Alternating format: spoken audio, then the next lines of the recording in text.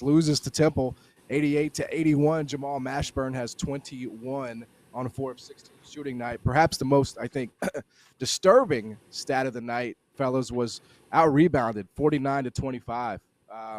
Temple had almost as many offensive rebounds as Memphis had total rebounds. So, Jarrell, I'll just start with you. You know, Memphis fans have this PTSD that after beating Ole Miss, after beating Clemson, after beating Michigan State, that this year won't be like last year, that this year they won't get into conference play and watch their season's bottom fall out like they did last year. But then you barely get by ECU, barely get by North Texas, then you drop one on the road to Temple. So is there reason for concern, or the same thing we were talking about with Michigan? I think this is a different team from the team last year. Obviously, this is a concerning thing just because it's kind of become a theme for the Memphis teams over the last couple of years. But I don't think the bottom is going to fall completely out of this one. And to be honest with you, it would be a really long fall just with the amount of quality wins that they got this year already early on in the year. But this to me just stunk of a team that that seems to almost get bored a little bit at times, depending on the competition and who they're playing and what kind of stage or platform it's on. Obviously, Temple's a good team, man, but those guys just did not look like they were ready to go right from the tip tonight. Give them credit because I felt like they did everything that they possibly could throughout the course of the game to kind of engineer that energy, even though it may not have been genuine the entire time, but they started to pick up full court there, and they actually got the game back within a possession game at one point, I believe, down the stretch there. But they weren't able to make enough plays. Their defense wasn't great tonight, and I think you hit it on the head. Just Memphis can't go on the road and get out rebounded by that margin. To Temple. It can't happen. It's a recipe for disaster. I don't give a damn who you are, who you playing.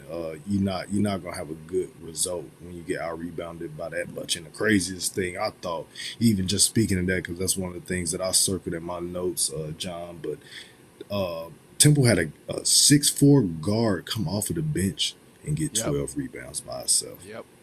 A 6'4" guard that came off the bench and get 12 rebounds by himself.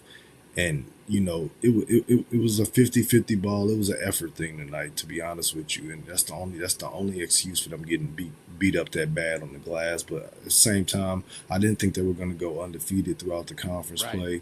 But I still think that they kind of got to stack these wins. And they do this is a team where they're good enough, man, to make a run.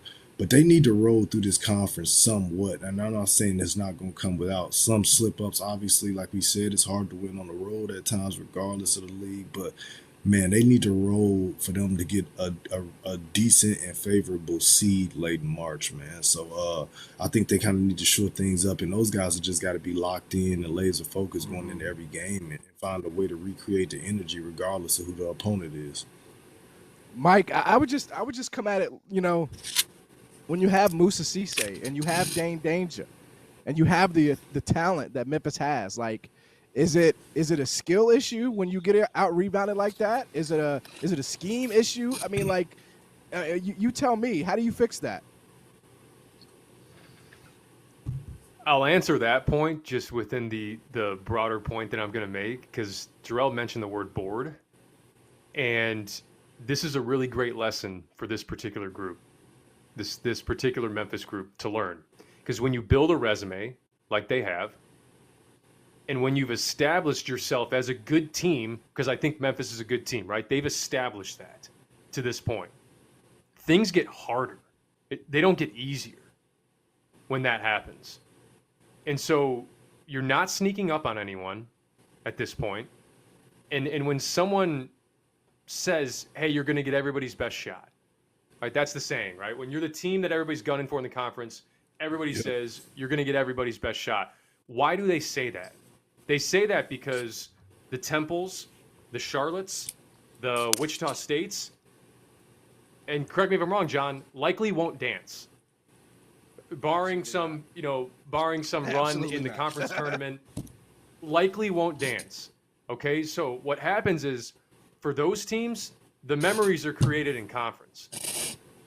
They're not created postseason most times for those teams. Like if you're Memphis, you're thinking ahead. What seed are we going to get? Can we make a run in March? All the Memphis fans, I'm sure you are too, right? Can we make a Sweet 16? Can we get off that 8-9 line? For the Temples and teams like that, these are their memories, is knocking you off. And so in the position Memphis is in right now, throughout a conference season, when you're the top dog, it is way more mental than it is physical. Like, this team has the physical gifts. They have the skill, right? They have the size. They have that every single night that they show up. And so do you still play to your standard when you're the superior opponent? Because that's to me, that's why I love college basketball. Because the great teams, like, why are great teams great? And it's usually not just because, hey, man, they got better players. Or, hey, man, they got, this size, or they got this skill. Like, great teams separate themselves from good teams because every single night you're just a freight train. And that freight train is on the tracks, and it doesn't matter who is in front of you. You play to your standard and you keep rolling through conference, right? You obviously have personnel, know your personnel, know the scout, all that stuff. That changes from game to game. But your standards and who you are does not change. And what I noticed from Memphis tonight was like, yeah, man, we're in Philly on a Thursday night. It's Temple. That's what it looked like early. And that's why you got – and you know what ends up happening? They start banking in threes at the end of the shot clock. They start tracking down rebounds, offensive rebounds, 22 of them. Yep. Yeah, 22 of them. I mean, Mashburn went 4 for 16 from the field. And it didn't matter because they got in so many different areas. So, with a lot of transfers, with a lot of new guys, who rallies this group? Right? To me, that's the question with Memphis. And when I say rallies this group, yes, of course, Penny has responsibility in that. But any good team, and Jarrell, you know this, you've been a part of these teams, within the players' locker room, you have to have guys that are like, Thursday night in Philly, hell no. This is not a letdown. This period. That has to start with the players. Like, because that is your main source of accountability. I mean, you have it obviously at the top, but players have to hold each other accountable. And I'm passionate about this because I think Memphis is a really good team. We've seen flashes of a true top 15 team, a true, maybe 4 or 5 seed in the NCAA tournament, given their resume. So that's just, it's how do they manage the mental game of conference? We saw FAU last year, didn't handle it well. Memphis, you got a shot here to make some history, and what are you going to do with it? That's my question. So probably way too long of a tangent, but no, I appreciated that, and I'll be honest, it made like these kinds of losses. He's long gone now. He's in a different world, in a different league now, and I miss him every day. But it makes me appreciate Kelvin Sampson so much more. Because when he was in the same league, right, with Memphis and with a better league, like Jarrell, Kelvin found a way to do it every single week. I don't know how he did it, but he did. You look up, maybe 15-3, 17-1. Yeah, he dominated in this a big reason why those teams had the opportunity to get those higher seeds. They obviously did their work in a non-conference, man. But when you're in the league like that, and like we talked about, oh wow, Northwestern just did something crazy.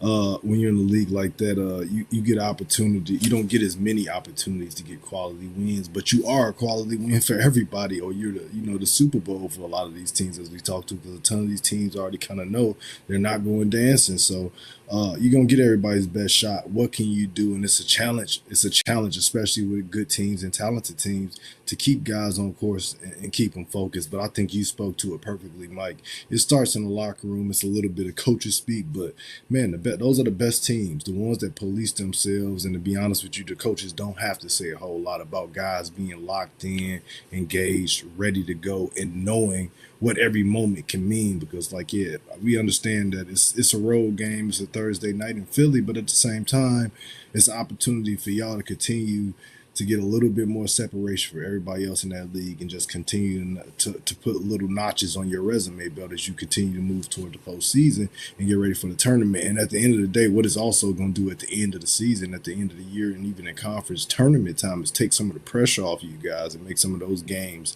not as meaningful as they're probably going to end up being if you continue to drop these games on the road.